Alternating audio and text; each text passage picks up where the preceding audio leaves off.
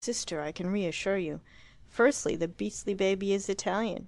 Secondly, it was promptly christened at Santa Deodata's, and a powerful combination of saints watch over Don't, dear. And Harriet, don't be so serious. I mean not so serious when you are with Irma. She'll be worse than ever if she thinks we have something to hide. Harriet's conscience could be quite as tiresome as Philip's unconventionality. Mrs. Herriton soon made it easy for her daughter to go for 6 weeks to the Tyrol. Then she and Philip began to grapple with Irma alone. Just as they had got things a little quiet, the beastly baby sent another picture postcard, a comic one, not particularly proper. Irma received it while they were out, and all the trouble began again. "I cannot think," said Mrs. Herriton, "what his motive is in sending them."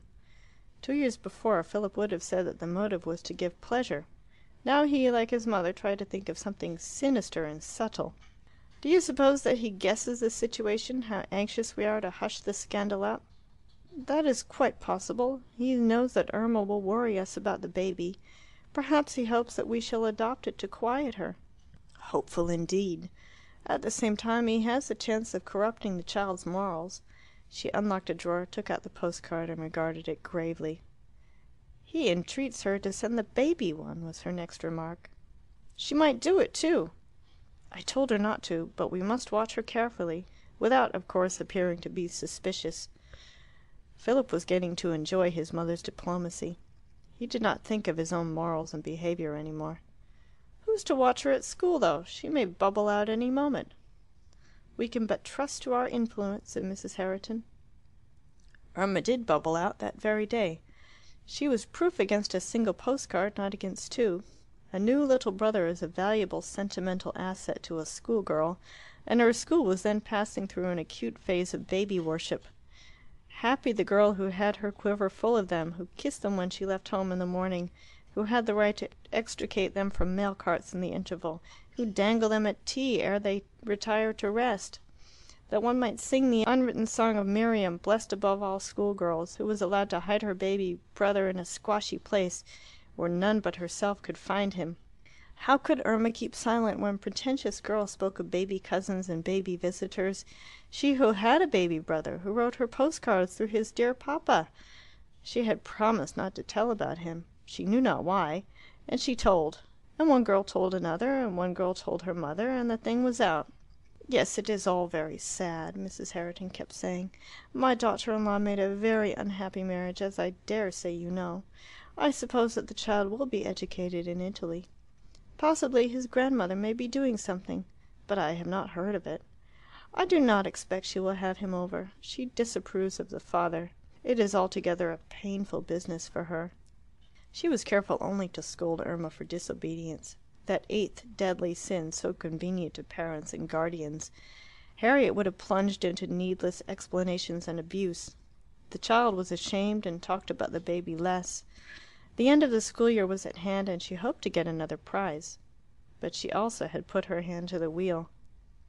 It was several days before they saw Miss Abbott. Mrs. Herriton had not come across her much since the kiss of reconciliation, nor Philip since the journey to London. She had indeed been rather a disappointment to him. Her creditable display of originality had never been repeated. He feared she was slipping back. Now she came about the cottage hospital, her life was devoted to dull acts of charity, and though she got money out of him and out of his mother, she still sat tight in her chair, looking graver and more wooden than ever. "I dare say you have heard," said Mrs. Herriton, well knowing what the matter was. "Yes, I have. I came to ask you, have any steps been taken?" Philip was astonished. The question was impertinent in the extreme. He had a regard for Miss Abbott, and regretted that she had been guilty of it.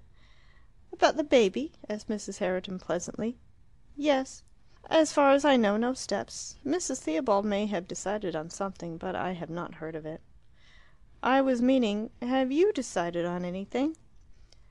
"The child is no relation of ours," said Philip. "It is therefore scarcely for us to interfere." His mother glanced at him nervously.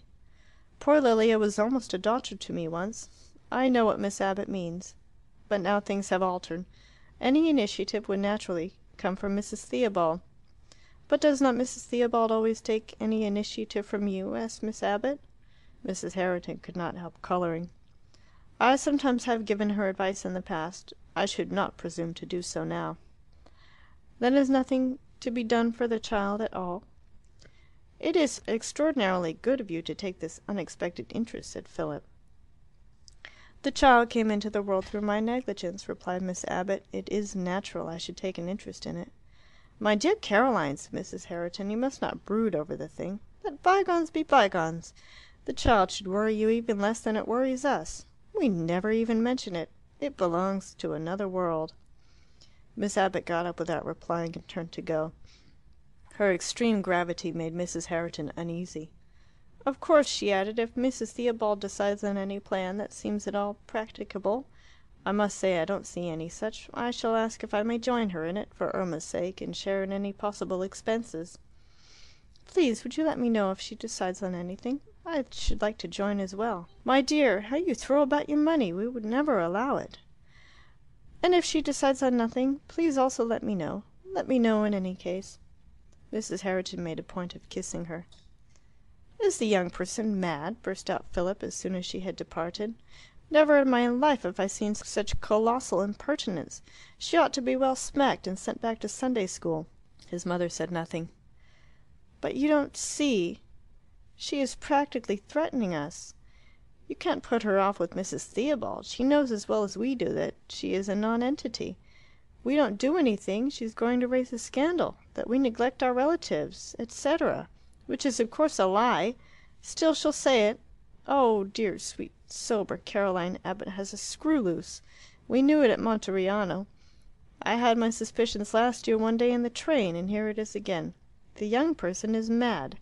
She still said nothing. "Shall I go round at once and give it her well? I'd really enjoy it." In a low, serious voice, such a voice as she had not used to him for months, Mrs. Herriton said, "Caroline has been extremely impertinent, yet there may be something in what she says after all. Ought the child to grow up in that place and with that father?"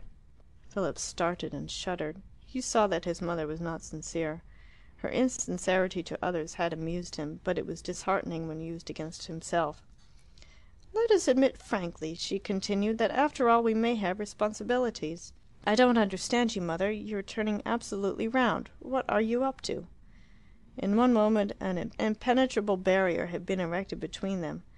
They were no longer in smiling confidence. Mrs. Herriton was off on tactics of her own, tactics which might be beyond or beneath him. His remark offended her. "Up to? I am wondering whether I ought not to adopt the child. Is that sufficiently plain? And this is the result of half a dozen idiocies of Miss Abbott?" "It is. I repeat, she has been extremely impertinent. None the less she is showing me my duty. If I can rescue poor Lilia's baby from that horrible man, who will bring it up either as a papist or infidel, who will certainly bring it up to be vicious, I shall do it." "You talk like Harriet." "And why not?" said she, flushing at what she knew to be an insult. "Say, if you choose, that I talk like Irma. That child has seen the thing more clearly than any of us. She longs for her little brother. She shall have him. I don't care if I am impulsive." He was sure that she was not impulsive, but did not dare to say so. Her ability frightened him. All his life he had been her puppet.